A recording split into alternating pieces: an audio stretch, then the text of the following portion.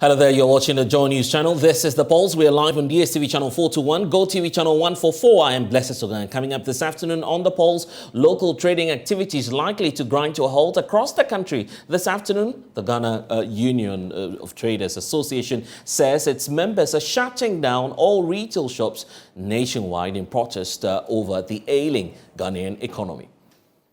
Why? Because you go to the markets, you don't sell anything.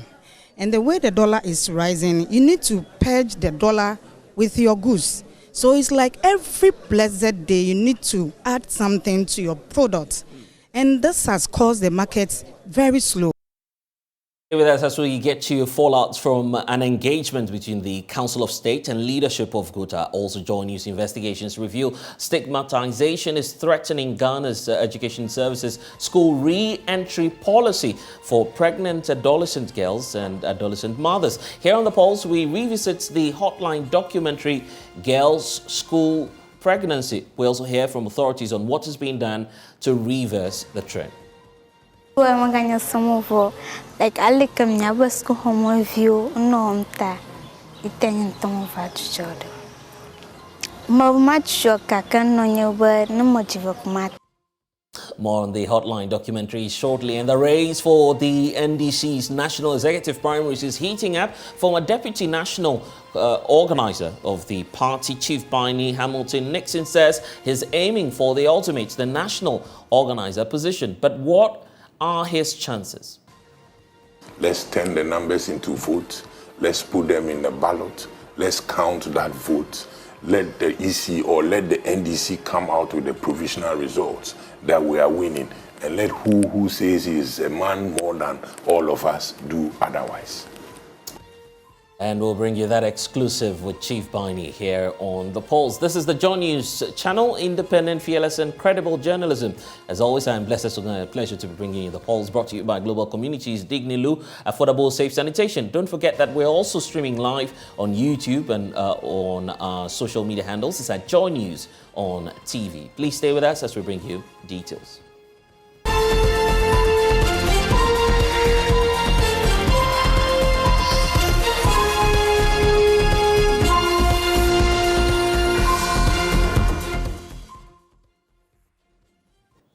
And there's a lot of unrest this afternoon as traders are up in arms against government. It is a loud call for urgent steps to be taken to address challenges facing the Ghanaian economy, which they say have rendered businesses unprofitable. The leadership of the Ghana Union of Traders Association, GUTA, is set to announce a series of measures geared at piling pressure on government to fix the out-of-gear cedi, general inflation and a general drop in the standard of living. The Ghanaian is heavily distressed, with government racing against time to roll out that IMF austerity program. We'll hear from leadership of GUTA shortly, who have been addressing the media here in Accra. First, though, here's some of the concerns that we've been taking from the traders on the streets.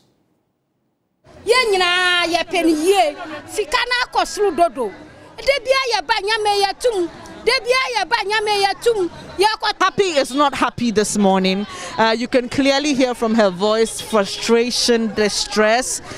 All she's saying is that she supports the call by GUTA for the shops to be closed. I asked her whether she wasn't concerned about it affecting her daily bread, and she said her money matters are even not too good anyway, so what's there to lose? She says that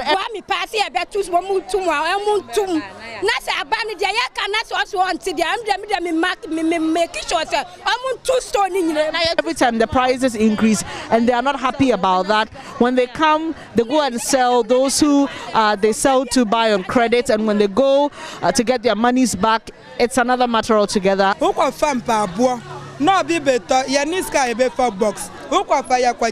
Georgina is basically pleading with government to do something about the situation. So she says she doesn't have enough money to buy a box of shoes. So she and some other friends buy one box, they split the goods and they sell them. When they sell them, for example, 17 per item, when they go back for more goods, they realize the prices have increased, so they run at a loss eventually. So she's also frustrated, asking government to do something about the situation. We agree with GUTA. Tomorrow, all of us are going to lock up shops to show the government they should stand up and do something about what is going on. I think our leaders are sitting down quiet. They are not saying anything. At least you should come out and tell us this is the reason, or this is what is wrong. Do you understand? If you care for us to sustain the economy, you have to think about that. Right now, I can show you our VAT receipts every month. We pay, we do our duty. So what are your concerns about us? Now look at this WC. This is Marco WC. This is made in India.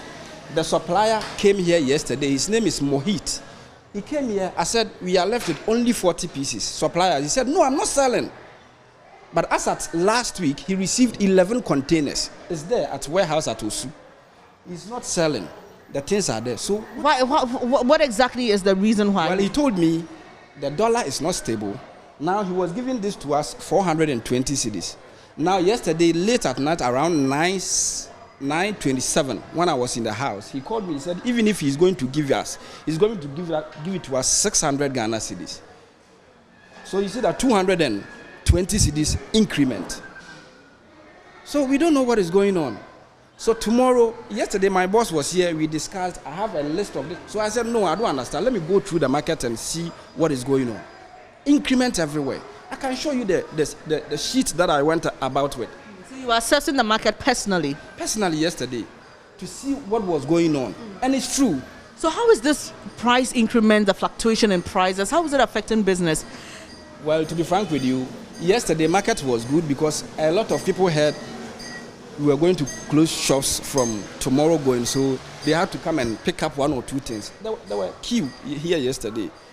But many of them, when you mentioned this one, like 700 Ghana, they said, hey, why? Last month we came here to buy, it was 5 something. Now you said 700. Do you understand? It's just worrying. This is getting too much. Right. Nat, we'll stay in touch with you. So Nat deals in kitchen and bathroom wares generally, bathroom wares here at Okaishi. There's a tile dealer here. Let me just speak to her briefly, Benjamin, and I'll hand over to you. Hello, good morning. Good morning, madam. Quickly, please tell us your name and what you're dealing here. Me picture from me Portia. Me na me waha. Yeah, you turn tiles. Portia, good for say echina nyampa mube 2 shops mu. What do you think about it generally? Oh, me dwen ho anke ye. Ebeboa. Ebiasa na ebe ma ye hu nyoma se de nyoma ekoso. Because prices in the city cost too much. And that was last week. You buy, you say, 5 cedis each box. Flour, no 10 cedis. Just this morning, same thing. And it's a whole lot. Okay, and then Portia actually showed me the message from her supplier. And I've seen firsthand a message detailing that the prices of tiles will be increased. Into business to saying? Say business now is slow. Oh, say price no more farmer once. Say bia aba once. Or why week no na price na sesa. And say ya stable and crofo ya pick no masa tum. Quickly, Portia is just saying that things are difficult. Almost every week the prices are adjusted. She's wondering why, because most of these tiles are produced here. And now buy price in the cost. And no general into it and so on obeko. Oba now to Hassan on ton previously no price change. How often? Previously, any crown not 1,000 and now no town. When you saw produce or Ghana higher companies where it's for no Ghana how produce 1,000. But I don't know. See, Abia, me who said a mechanic. No, maybe so said Tetano says I will say almost every week you're too. But Tetano, your coffee or more home China for one buy a crab and a crown. Okay, not Tetano. Now, could you Christmas now? And I type. Now a yearly, now you're two, but you say a weekly. Yeah, and I don't cry your duty, sir, holiday, short holiday, now ya and my prices no because a short now my price not high. By now they are producing here every week. They can say yes dollar. Okay, these tiles are produced here. Here's a customer who has been caught up in all of this. He came last week with a certain amount, hoping that it will be the same, but he's been shocked. Yeah, it hasn't been easy at all. I came here a few months ago to buy tiles, and I bought it 1 box for I think 47 cedis. And all of a sudden, they are saying one is 67. So that's a very large increase. 20 cedis on. And it's affecting my business because I'm into building and construction and all that. So what's your name? My name is Aseda. Aseda. So Guta is asking shop owners to protest, and what they're doing is to close the shops because they think that government hasn't heeded their calls and their suggestions. What do you make of that? Okay, for me personally, if they close the shops, it will affect all of us. You know, we need to build. There's no better time to build. These days, the builders, we've come to a conclusion that the prices just keep going up and never decreases. So we'll just compromise and buy it. Well, so some of the concerns there, as my colleague there was engaging, a lot of people on the streets, because of time we're unable to bring you all of them, but we understand that that meeting between Guta and the Council of State has just ended. Joining us in studio now is President of Guta, Dr. Joseph Obeng. Thank you, sir, for your time here on the Pulse. So that meeting was supposed to address a number of concerns that you raised a number of months back.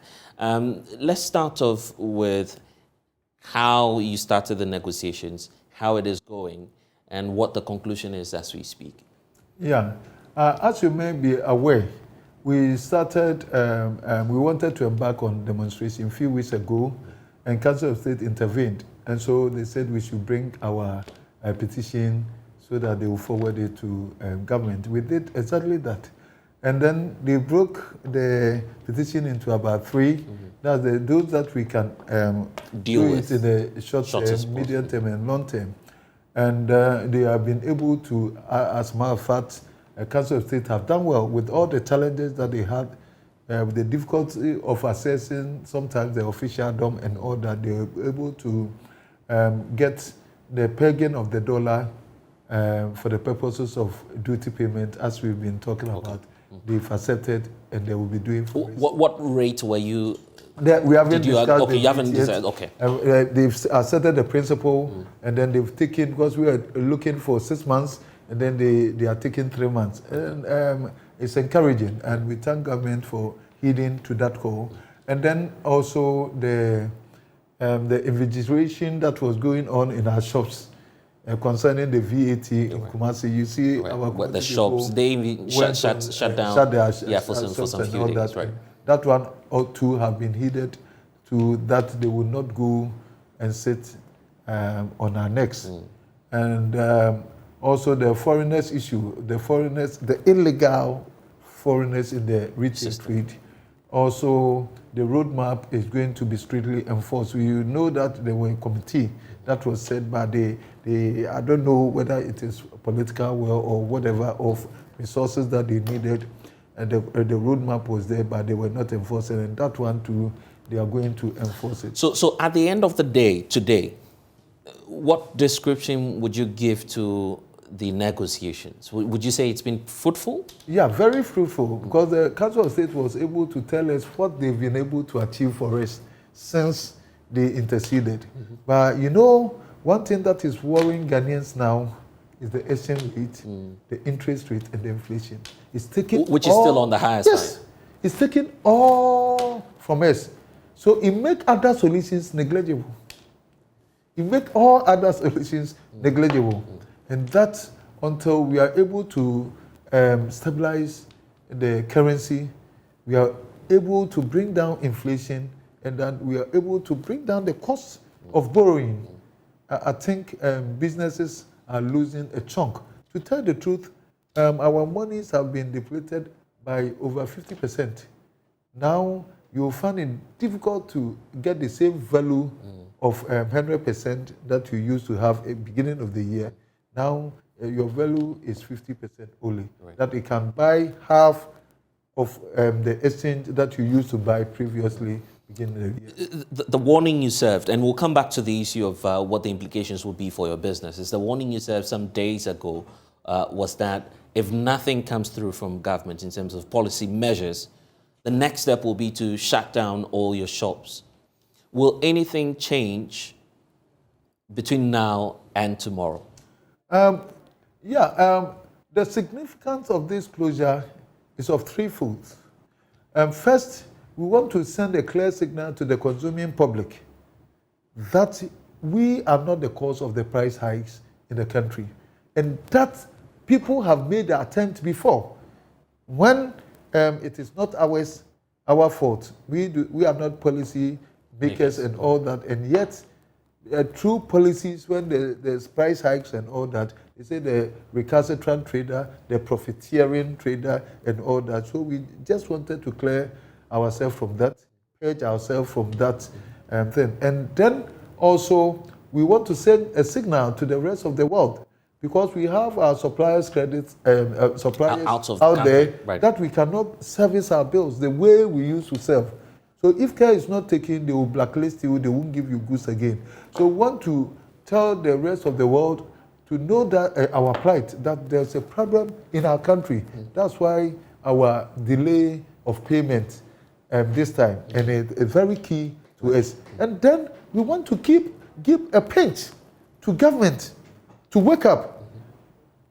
We want to let government see the sense of urgency in our plight. Is it that you're not feeling the sense of urgency that government, at least they've triggered some processes through the Council of State, you agree that some of these measures have worked, except... Don't forget that Council of State is just an advisor to government. Okay.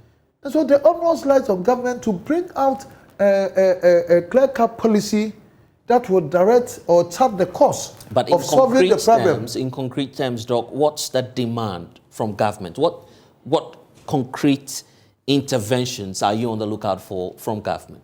Yeah, well, what we are saying is that government should, as soon as possible, fund any means available, any resources, and stabilize the currency, because it shouldn't be that it's going unabated. It shouldn't be that. We know that government have the resources, the manpower, and then even the wisdom and the tact to do this, and it's not being done.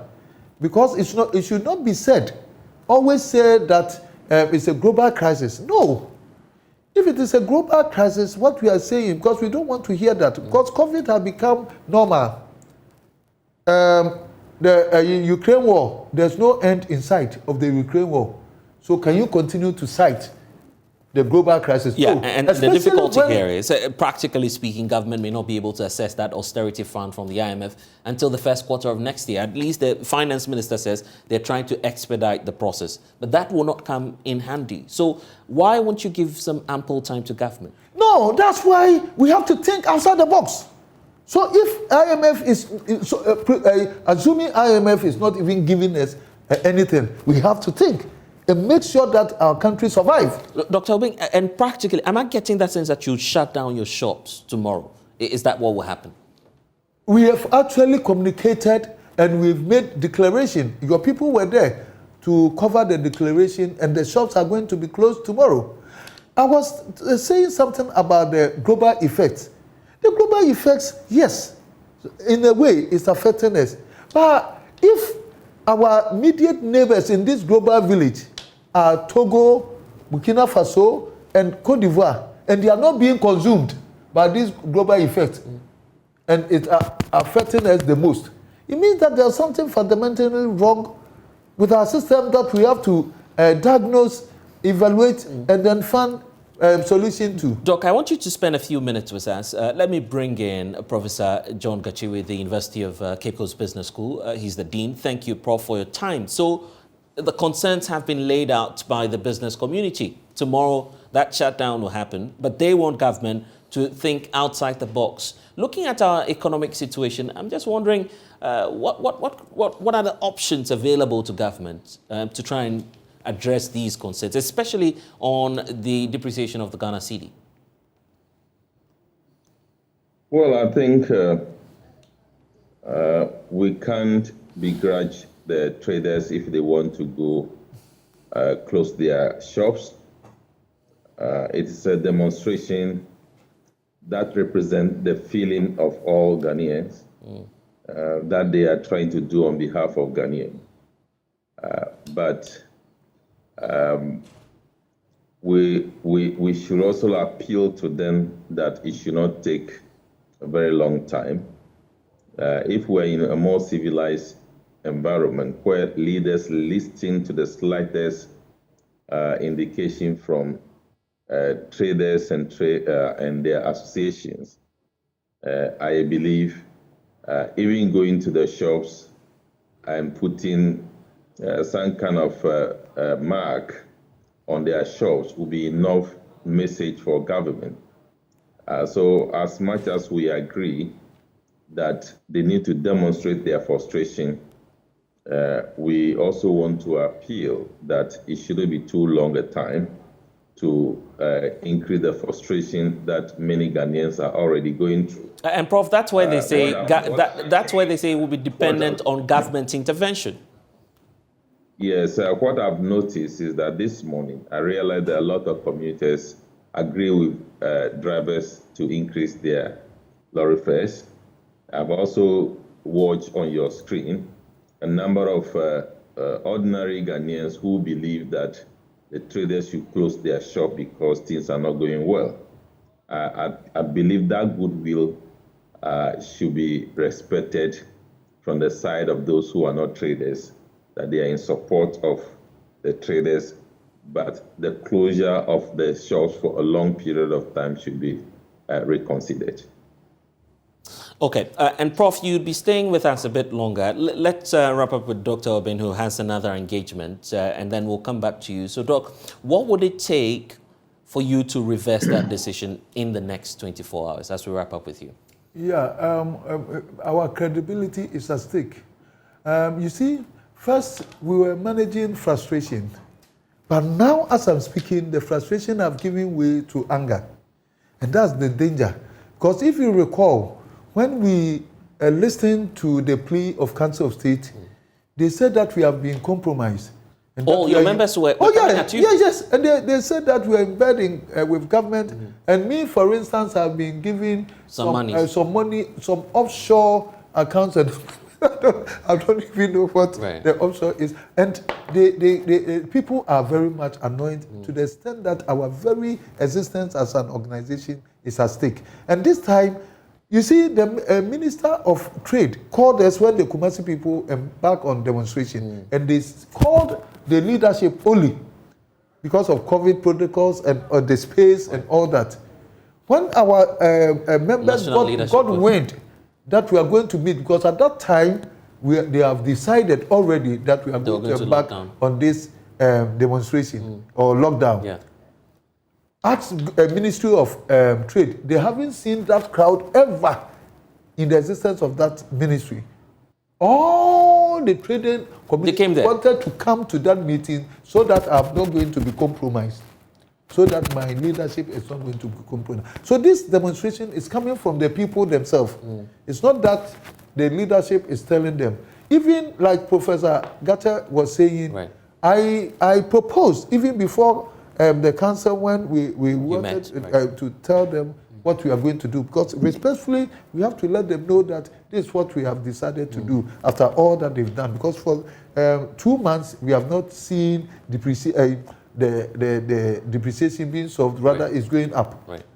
And so when we said that we'll do that from tomorrow to Friday, they nearly beat me in that office. For delaying the process. They say that we should open, we should close till Monday, and then Monday we open for the people. Are you mindful of the impact? And what's the numbers involved in terms of your membership? What's the number involved? And are you mindful of the impact on the economy? If you want to know, probably go back on your archives and see the closure of shops in Accra by Guta, and then you understand what it's a absolute when we say that we are closing shops.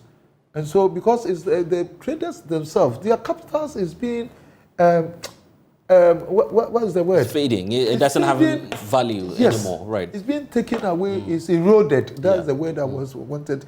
And to tell the truth, because let me tell you, I've given you this example so many times. If my capital is $620,000 beginning of the year, I was able to buy $100,000. Now, I will only be able to use the same capital, that's my capital, J-Trade. We call it J-Trade in Akan. My J-Trade that I have can only buy about $49,000 now.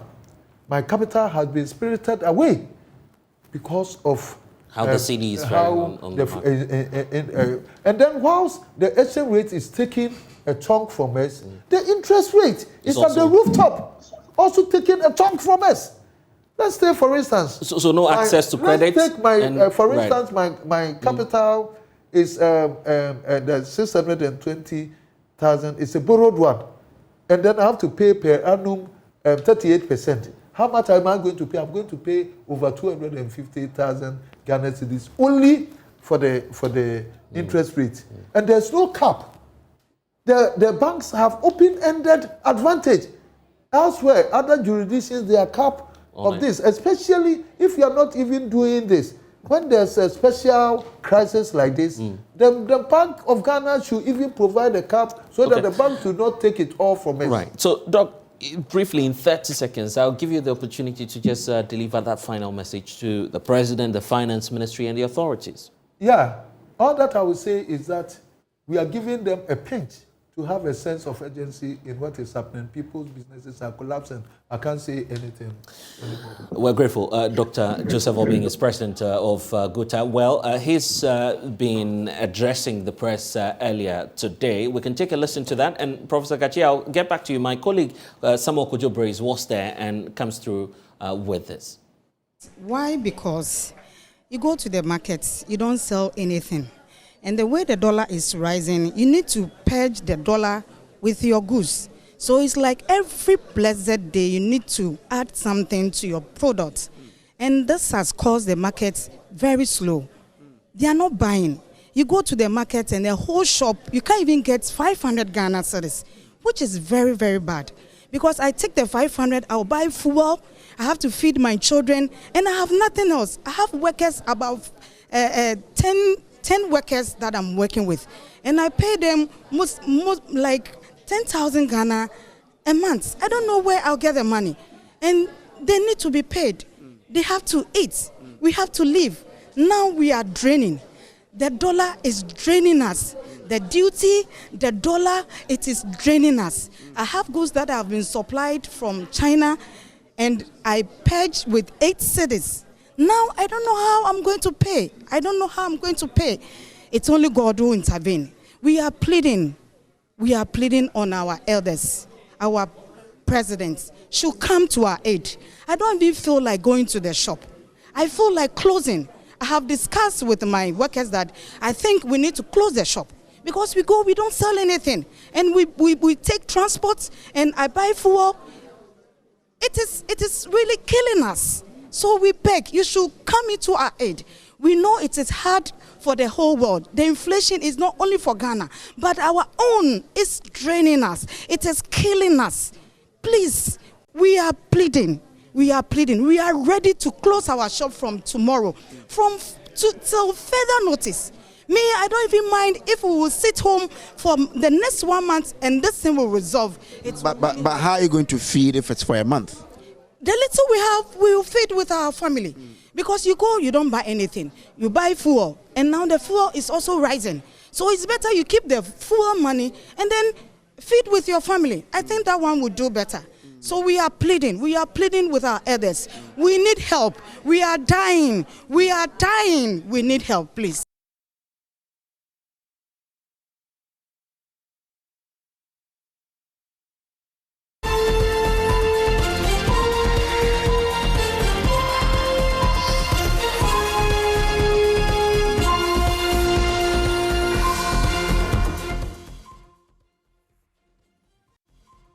Welcome back, and time now for us to do some analysis on the demands about the depreciation of the cedi, a reason for which traders across the country may be shutting down their shops across the country. Professor John Gachi is Dean of the University of Cape Coast Business School. He's on via Zoom. Isaac Ofieje is data analyst in-house. He'll be helping us with the breakdown shortly. But Prof, let's first of all deal with the impact. Even if for a day we have all of these traders shutting down their shops across the country, there are many who are out there wondering what's the possible impact on our economy, because we are not in a good position as we speak.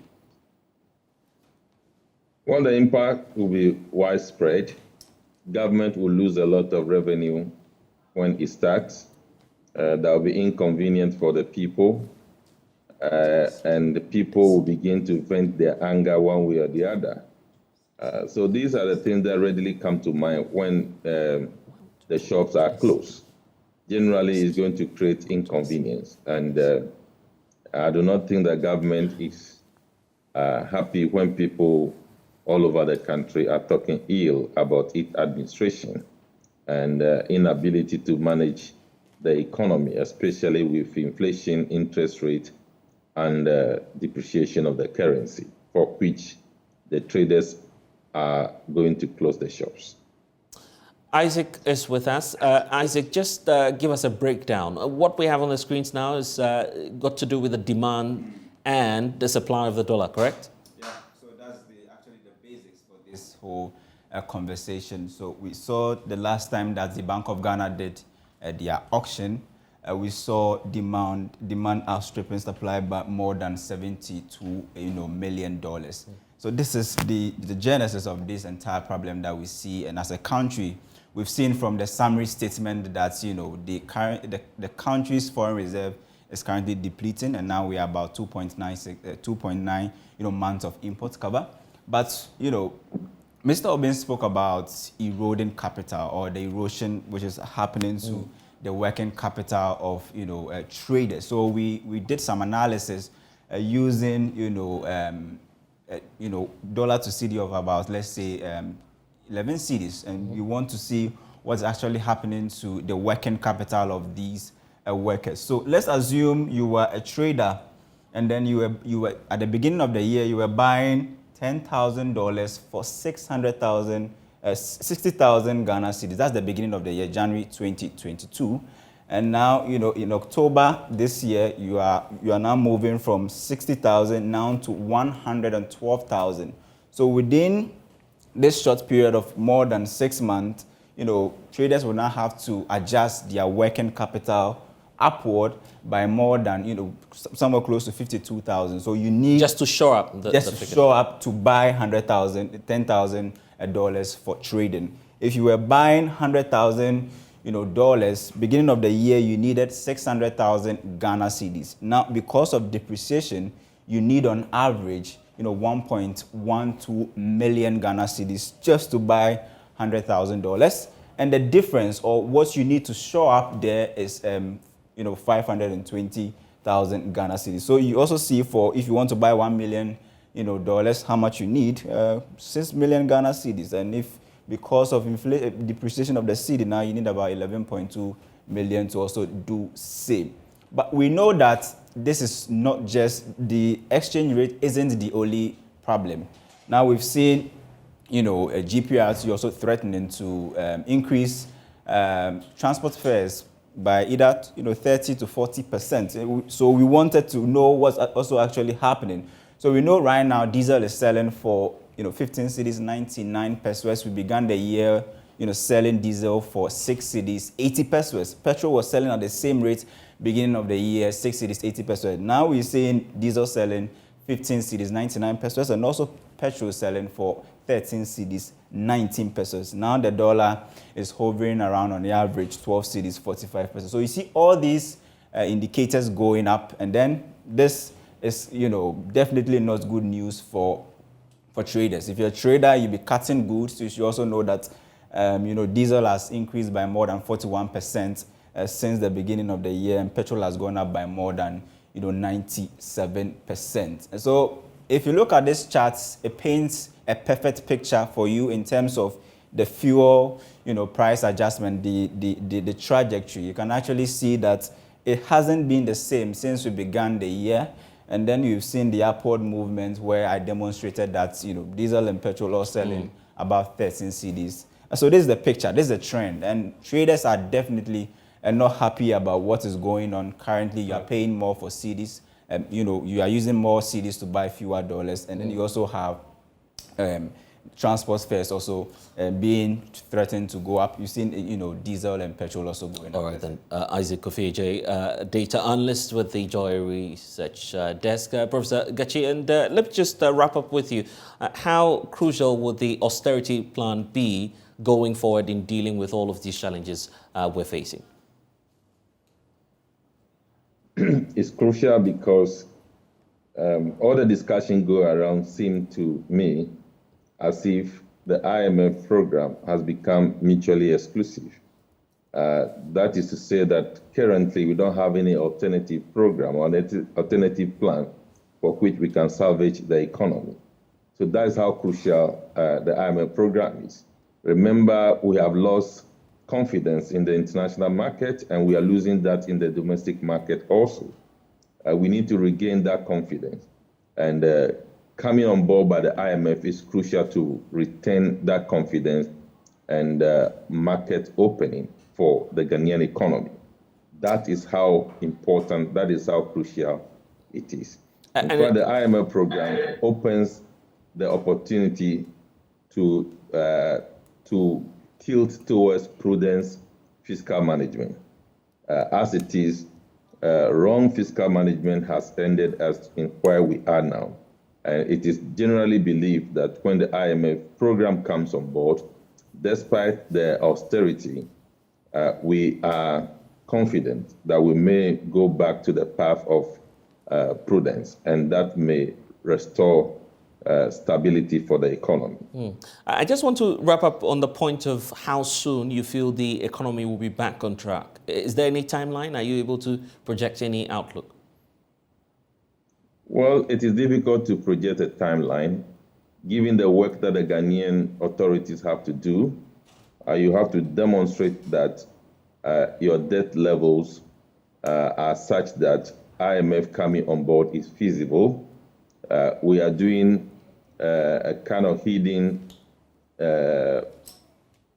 engagement regarding debt restructuring. The government of Ghana is not forthcoming with information. A lot of things are going wrong. People are demanding their monies in terms of their investment in treasury bills. The government of Ghana is not concerned. We are not receiving any message to calm the situation. It is increasing on daily basis. So it is when the government of Ghana speed up and open up. As it is now, it is opaque. It is only few people who are closer to the government know what they are about. But the general economy is not receiving information to tilt decision making in terms of especially what is going on. So I believe all depends on the government of Ghana. But it doesn't look like the government of Ghana believes that we are in a turmoil. If you listen to the president, it doesn't seem that we're in a turmoil. If you listen to people who speak for government, it doesn't seem that we are in a turmoil, that we need to do something so drastic with some kind of agency. That is not coming. And those are the things that we should be seeing right now. Professor Gachi, I'm grateful that you've been able to spend some time with us here on The Pulse.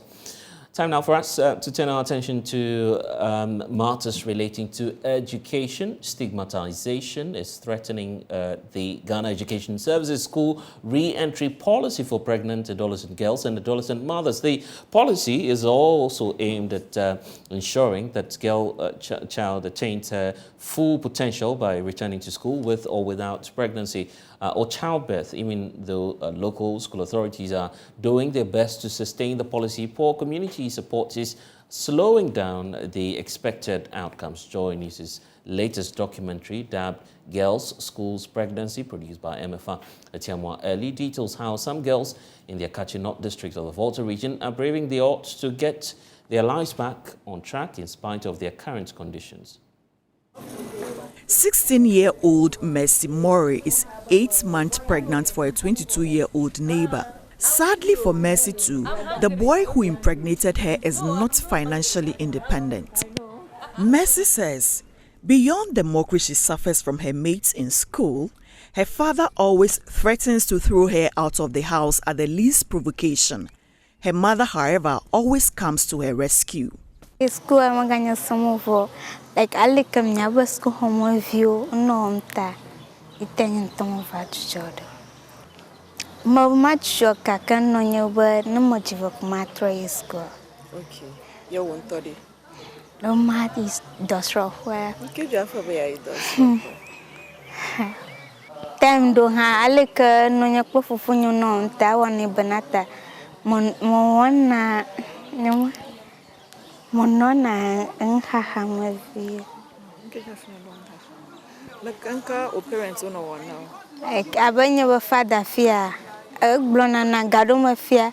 Na magbenya le fear ko blog ba. No nya ba anya manya o we nya ga fa ma. Bloto von anonya na no nya ha gbloni ba. Mo ma hiota na jogo blog ka gogo ne ba. Anonya na nya mo fufu blota. Doreen blames her current predicament on negligence on her part. Ame akado fwawa agalesi oten igava kpo de viagina ona jiviva. Kama ka jwa fina ko do ko ene. Kwenye manya ba gbona igala. Gana na ma. Eta gbanu kana srochu ho mama. Na ni kai ma sho hanya ba. Na nya ba mi ajilo gblunya na mi awodeji.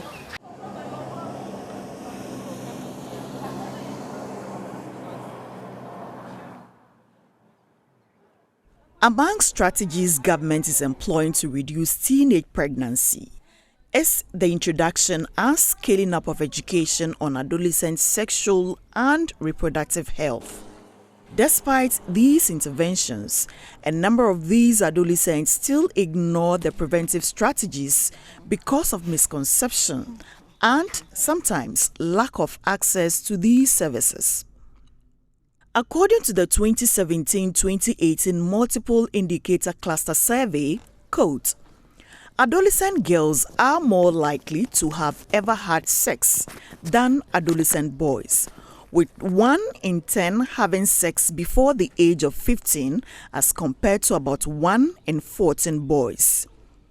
Out of this number, only a minority have their contraceptive needs met, unquote.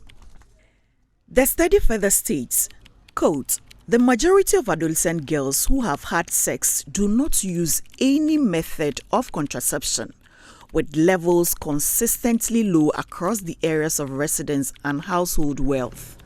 Those who do use contraception are 3 times more likely to use modern over traditional methods, unquote.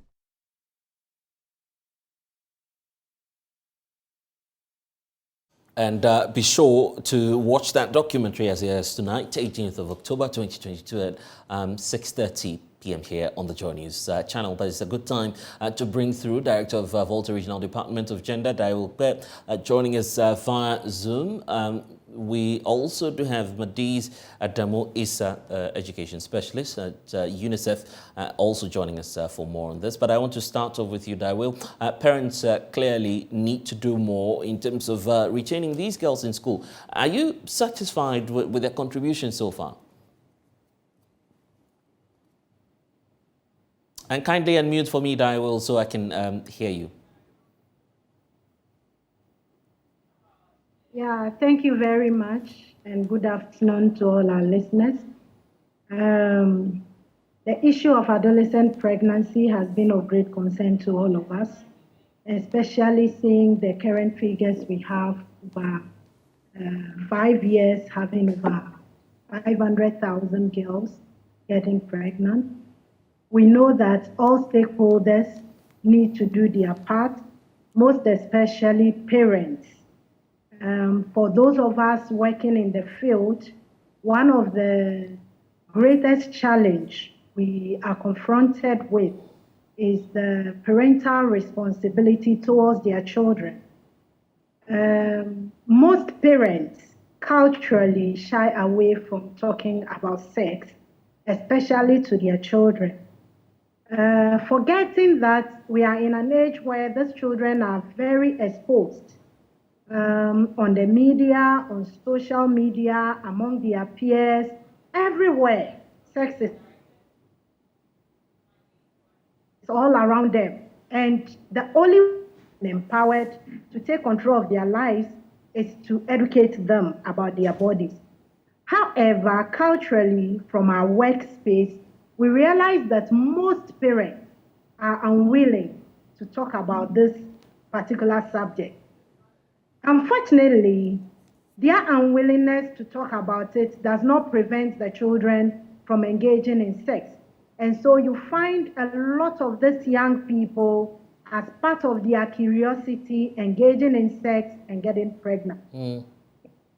I'll say that currently, as we speak, there is a lot of challenge in the area of parenting, not only with education, but also with providing them with their basic needs.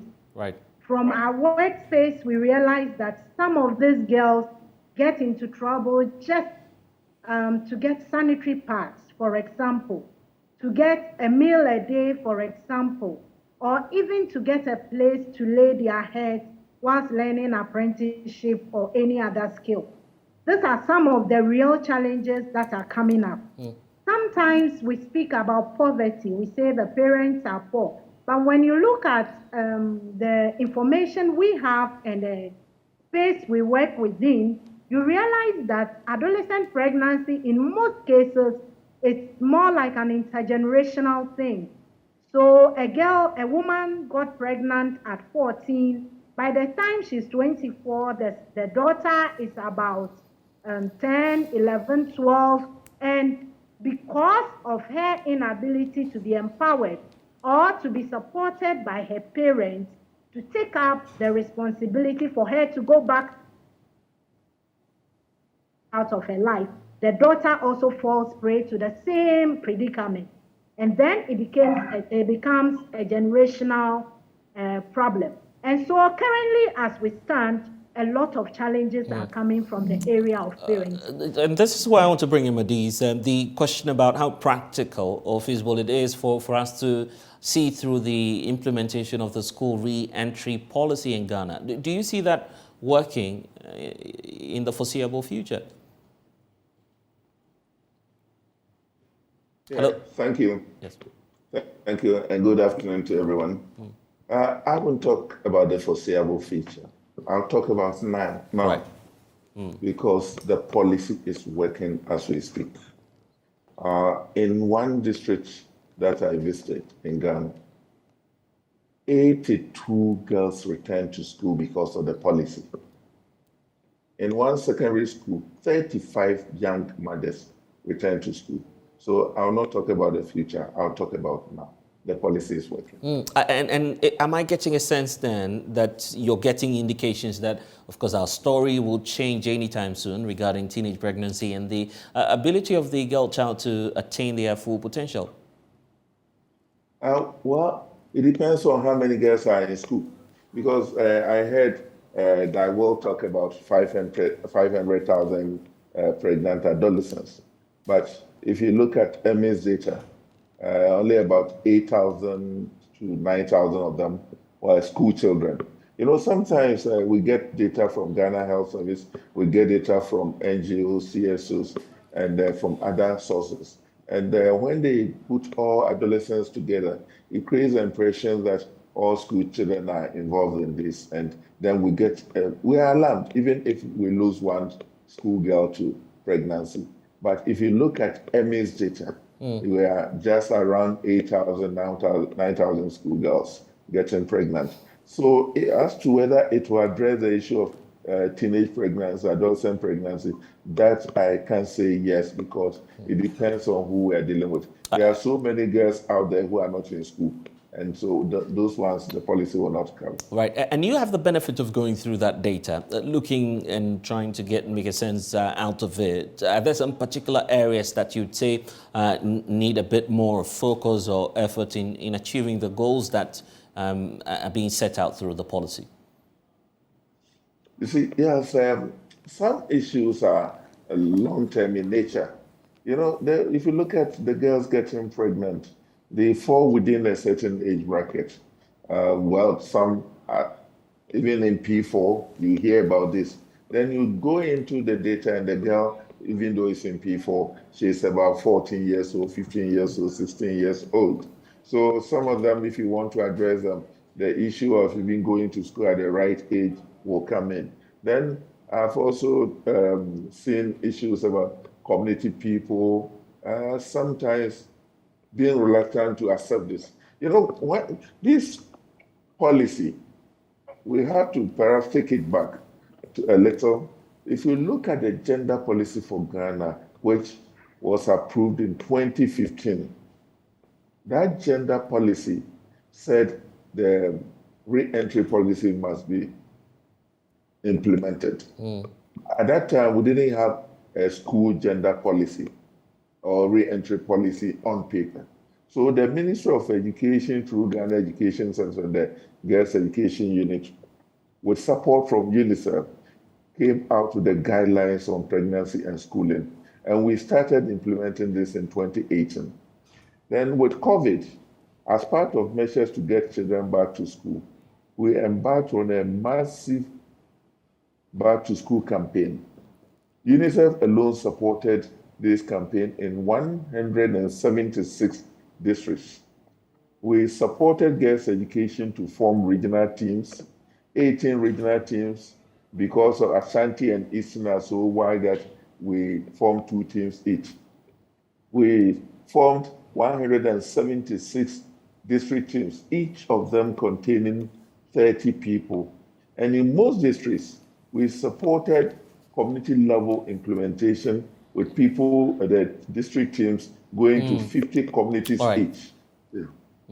Impressive figures there. But I just, right, and I'm sure that we're all looking forward to the airing of that documentary.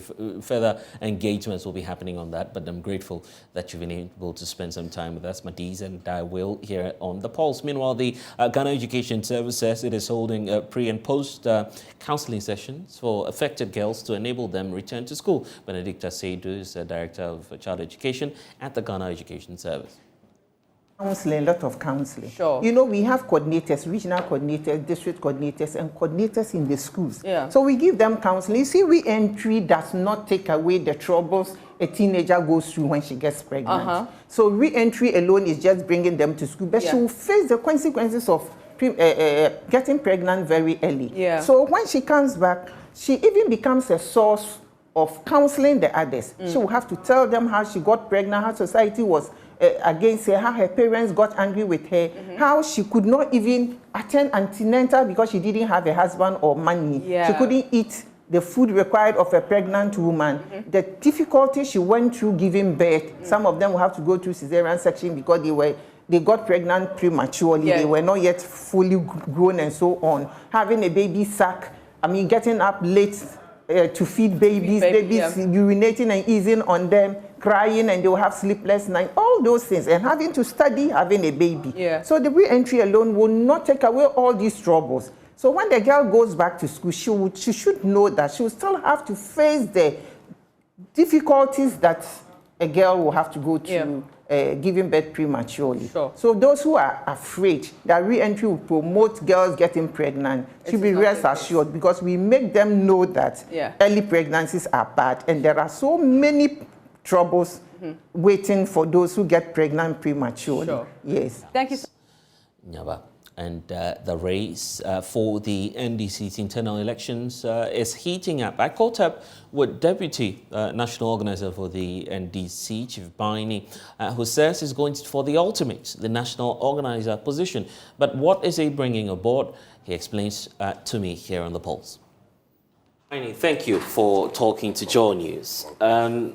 The reorganization of the National Democratic Congress is underway, where somewhat at the regional stage, if we should call it as such, in terms of your reorganization process. The next step will be the national contest. Quite a lot of names have come up, but you have made your intentions clear that you are scaling up your interest in terms of how you want to serve the National Democratic Congress. You've thrown in your statement indicating clearly that you want to lead the NDC as its next national organizer. Why is Chief Baini going into this race? Okay, thank you. Like you rightly said, I think it's time for reorganization. We started working on our branches. We've done our audit. We've done elections for the branch officers. Now they are delegates now. They are going into constituency conferences to elect constituency officers. And like you rightly said, after that is done, they will now come and elect regional officers, then both constituency and region, plus some other former appointees and others will join at the National Congress to elect officers to lead the party. As you rightly said, I'm the Deputy National Organizer. I've been serving this party right from polling agent. I've been a constituency vice chairman. I've been a parliamentary candidate aspirant. I've been a regional security coordinator for Central Region NDC, and then currently a Deputy National Organizer. Where we are now and where we're going, I am of a strong view that given the nod as a national organizer, I will add a lot to make the party more attractive to recapture power come 2024. So these are the reasons why I think that, I need to pick a form and give myself up for the delegates to make a decision. When you say Chief Bini, is there anyone in the NDC who's yet to discover what you bring on board, what you stand for, and what your contribution has been towards the growth and success of the NDC? Not yet, because I've been out there working for this party and I've been consistent as much as party duties are concerned. So it will be difficult for, I wouldn't even believe it if there is somebody in the party who asks what Chief Bini stands for or what Chief Bini has contributed. I think I've been down with them right from the grassroots up there, and they have seen what I have been doing for the party and continuously do. And so I am of a strong view that putting myself up, the delegate will make a right decision by choosing me to be the national organizer of the party. Let's give that benefit of the doubt. Tell us what you've done concretely for the NDC, a reason for which you believe the delegates must entrust you with a much more bigger role. You were playing the supportive role in terms of organizing the NDC, but now some say that going into a crucial election in 2024, you do not want to toil with the kind of national leaders you elect for the NDC. Sure. I've done a lot for the party, but what is important is what I'm bringing on board, because as we speak, I'm the Deputy National Organizer. Yeah, but your track record may speak for you better. Of course, I have been doing something positive before getting to the stage as a Deputy National Organizer. What is important is what I am bringing on board to help that department work hand in hand with the Functional Executive Committee to be able to achieve that purpose. The constitution of the party actually defines the role of the national organizer. And we are responsible for mobilization. We are to make sure that we look out for support, and then when it gets to elections, we get majority turnout. And I think that with my triple S that I introduced the other day at my campaign launch, if given the opportunity and I'm able to help strengthening the structures within that department. Don't forget that we have the youth organizers, we have the women organizers, we've got the Zongo caucus. And so it is important that we strengthen this. People ask, what do you mean strengthening? Yeah. There are a lot of people... We'll talk about the 3S shortly. Okay. But I want to establish that fact that indeed you have the track record, because it's the track record that will give you that trust. I do. Make you trustworthy for the delegates to endorse. Before you are even given the opportunity to pick a form, you should be somebody who have served at an executive level. And mentioning where I'm coming from, it's clear that I've been serving from stages to stages. So they know actually what I have done before I'll be able to move from even the constituency into a region and that's become where a some national say officer. you may have worn out. At some points, the fact that if indeed you were active, you were supportive of your boss, the national organizer of the NDC, Joshua Kamba, by now the NDC should have been in power. Well, if people rate your success by how you've either performed or underperformed in the last general elections, do you feel that they're being fair to you? No, I don't think you have not been supporting your boss. Overall boss of your group. I'm sure you've been supportive, playing your role. Right. And so it would be unfair for somebody to tell you that you don't have the authority to take certain decisions that your boss do. So people want to blame you for what your boss has done. And so the election is actually not about the boss then. The fact of the matter is that, it's time for people to go in for forms and contest for position. Once you qualify, you're a member of the NDC, and you go through that, you have the right to go in there. So I think what I'm bringing on board should be what people want to hear. That what are you bringing? What new are you bringing on board for us to believe in your leadership? Okay. And not what you've done in the past? No, what I have done in the past as a deputy. Right. You cannot, take over affairs, you need to support the national organizer. Unless you want me to tell you what the national organizer has done, and that's not why I'm here. I'm here to tell you what I can do, and also what I have been doing as a member of the party, moving from stages to... I have supported enough, but I am thinking that there is some more that we can do. And so I need that authority to steer that myself. And I'm just curious, is this a vote of no confidence in your boss, Joshua Kamba? Pardon? Is that a vote of no confidence in him? Oh, no, not to say that. I keep saying that I believe he's done his bit. I think that I can do or add more onto what he has done for others to tell the story. It's not about passing vote of no confidence, no. But in fact, our tenure of office is ending. Right. And there's a need for re-election. New leadership. Exactly. So, it's not about, passing vote of no confidence, no. But it's about putting up something new to be able to, get that seat of organizer and also help, add what I have to make the party better than it was or it is now. What do you see presently to be the greatest challenge for the National Democratic Congress in terms of your reorganization? Well, the greatest challenge, I will say, is for us to actually, put ourselves together on a common goal of rescuing power, and then, securing Ghana from where it is now. That is the challenge we have as a nation. As a political party, internally, I will not say, we don't have a challenge per se. What we have now is to reorganize the party and get ready for political power. The challenge we have is getting rid of the New Patriotic Party in government. That is the challenge we are facing as a political party. But internally, we don't have so many challenges as you see, or as people say. But what we need to do is to add on onto what we have. We need to add some value. We need to make sure that, we put some programs and plans in place to make the party attractive.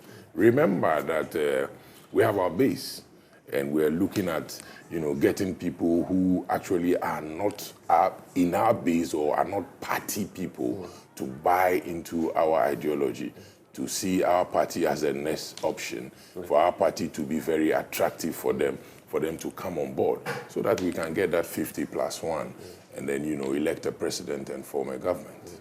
So now I want us to focus on the 3S policy, which happens to be your message, which you're selling to the delegates ahead of the crucial election in December. When you talk about the 3S policy, what are you trying to sell to the grassroots of the party? Good, thank you.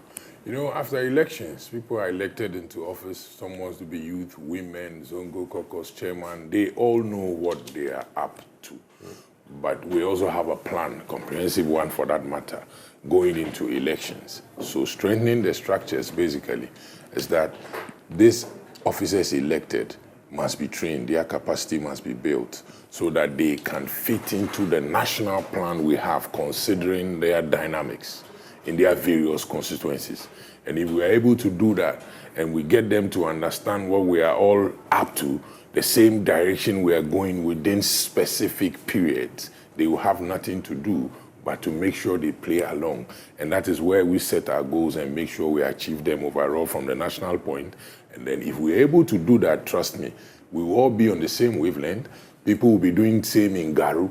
People will be doing same in Ponkatamanso. People will be doing same in Ekunfi in the central region. And so some people will see that the NDC is doing something different this time around, and that will help us attract the people in terms of mobilization. The first S is strengthening the structure, which involves, that is within my department. Right. But you see, I keep telling people that as much as we are looking at youth, women, Zongo Caucus, we're also going to extend our hand to other departments and share ideas with them and know their plans, such as the International Relations Department. Because remember that the mobilization is not only home, it's home and abroad. In terms of this that we are hearing of ROPA and other things coming in, it is important that the party is also attractive abroad, so that if we have to do something for people living in abroad, the party is attractive already. The moment we talk about NDC, people know what it is and what we are bringing on board. And we also look at the elections directory. All we are doing in terms of mobilization, we need to turn that into votes. And the Elections Directorate have the officers who are very trained to manage elections, i.e. a polling agent, looking at pink sheet, looking at printing of ballot with the EC right from the beginning to the end. And so we also need to look at what they are doing. We must get involved in their planning so that we fit into that of the organizational department. So we'll all be on one page. And then finally, this time around, you can do without the IT guys. So we have an IT directorate, and then they do they actually transmit figures from one point to the other. And so imagine that we do a good work, we mobilize, the department has done a good work, Elections Directorate, they've supported, and then the IT guys are not up to task. That means we're going to have a delay, and by so doing, things may go wrong. And so we're also going to look at what they are doing, and we get their plan, and then we make sure that we fit that in so that we will all be on the same wavelength and make sure that at the end of the day, we get the votes from the mobilization.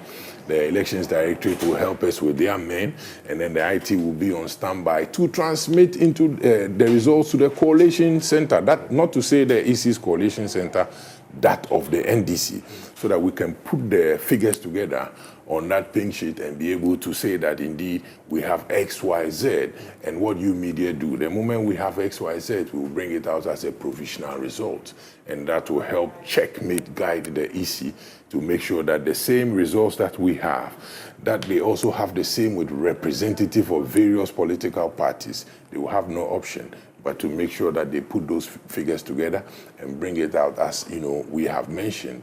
Either than that, you leave room for people to do all manner of things. And those excuses later will not give us the ultimate, that is rescuing power and then forming government. So that is what we are going to do, strengthen from the department to other, the directorates that work hand in hand with the organizational department to make sure that we are on the same track, doing the same thing at the same time. Chief Bani, are you mindful of the fact that the office of the national organizer of the NDC has such a great responsibility that the rise and fall of the party rallies around that office? Yes, the 2024 elections, you have a governing party which is bent on breaking the 8. How do you intend to break that 8? Technically, that the NPP says they are meant on breaking as well? We are breaking the 8 by winning convincingly. If all this I'm telling you, if it's implemented, if it's evaluated, monitored, checked to make sure that where we have lapses, we check, we fit in. There is no way that breaking the 8, as for breaking the 8, is breaking in the amount. We are talking about. Yeah, but you also reorganize. No, yes, so you're not having your house intact. No, but what I'm saying is that if we're reorganizing and all these structures that I'm telling you are strengthening, it's not going to be done here. It's going to be done on the ground. Right. And so we're going to get our people ready. We're going to be more attractive. There are a lot of people who are not NDC, who are not MPP per se, but those people, they help decide. They help us in choosing who becomes the president. If we do all this and they are conscious of what is happening, not that they don't know, but they still must be told exactly what it is, and we must show them alternative policies for them to know that indeed the NDC is an option. And if we should do that and we win convincingly, it's not about, we were in government in 2016 and we had to hand over power to them, and trust me, we're going to win convincingly and they will have nothing to do but to hand over. The president says he's confident that regardless of who your candidate may be going into the next elections, the next government will be formed by the New Patriotic Party. Yeah, that is his style. As much as his ministers are not performing, he's confident that they are doing something. So you leave him alone. Let's do our reorganization. Let's make sure we get our numbers. Let's turn the numbers into votes. Let's put them in the ballot. Let's count that vote. Let the EC or let the NDC come out with the provisional results that we are winning, and let who says he is a man more than all of us do otherwise. Leave the president. What was that statement supposed to mean? The statement is supposed to mean that we have to be fair. We're going to put out what the reflection of the will of the people, not the reflection of somebody who claims that he wants to hold on to power. The former President John Mahama is making statements in the same light, and many have taken on the former president, including the NDC, for your persistent attack on the Electoral Commission, which is going to obviously organize the elections. And he says, for instance, that you're coming into the next elections with your own referee, right? And that referee would be, I mean, trying as much as possible to widen the gap. But many say, looking at what statements we've heard in the past, boot for boot, coming into the race with your own referee, these are comments that threaten our democracy. How? Boot for boot threatens democracy. We are coming with our referee, threatens democracy. How many times did the EC declare the results? How many times? Do you remember? I guess the declaration was done once. Hey, really? Yes. Once? Once. I'll give you homework. Go and check. No, it was done once, except that you have something else to say about once. That. The declaration was done once. Were you in this country? The press release was done twice in terms of the figures. So that's... In terms of the figures? The figures, precisely. There are a lot of changes. but the declaration was done once. But if you declare once and you change figures... That's a press release. If declaration is once, 40,000, you should end it. But if you change 4 times... Tomorrow A, the next day B, the next day C, the next day D. You want us to say, I mean, Ayiko and clap for you. How many times did you hear the Electoral Commissioner declare the results? 4 times. Really? Yeah. 4 times. You heard it 4 times? The Electoral Commission came and announced that, oh, this is the results. Right. Then the next thing on their website, they bring another figure. The next thing, another figure. Was it JoyNews? It was the Electoral Commission. And so they didn't declare once. I'm sorry. But the returning officer... Oh, you are talking about the public announcement. According to the law, is the Electoral Commissioner, isn't it? Yes, and nobody's challenging that.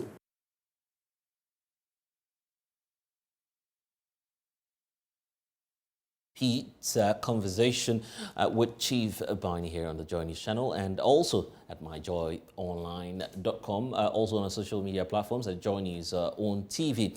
And that's where we draw the curtains on the pulse here on the JoyNews channel. I'm Blessed Sogah. We'll see you same time tomorrow. Also, the National Science and Maths Quiz is heating up. We'll give you a recap after this break.